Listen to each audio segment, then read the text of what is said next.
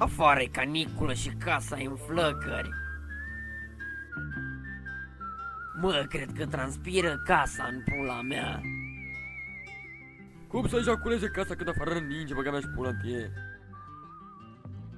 O, păi cum dracu să plouă în iulie? Dar măcar să-i coc pepenii. Așa zicea și măta mare când mergeam la ea acasă. Dar ce pula mea i-ați făcut lui greasul ăsta? Ieși și tu, mă, în pula mea de aici.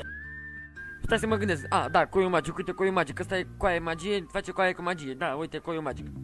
Face coaie cu magie, coiul magic. Privește atent la coiul magic. În imaginile următoare puteți vedea o curvă. O curvă blondă. Cea mai proastă combinație dintre o curvă și o blondă. O curviștină. Succes! Cred că am făcut hipotermie de la asta zahăr, de mă pulă să mă bag în nas. Mâncăm o șaorma. Oricât. Hai de pula mea, ce dracu e aia?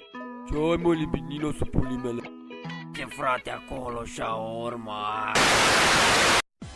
Sus, pula! Eu sunt naratorul. Te-a fătut? Da. V-ați fătut în cur, v-ați fătut în cur, v-am fătut în cur, v-am fătut în cur, m-am fătut în cur, m-am fătut. Da, tot v-ați fătut în cur. Uite, vreau și eu un foc și o țigare dacă aveți, vă rog frumos, vă dau pe datorie, cumpăr eu la anul, hai, vă rog eu frumos că de la euforii. Bă, dar ce muie am, că sunt prost, mă.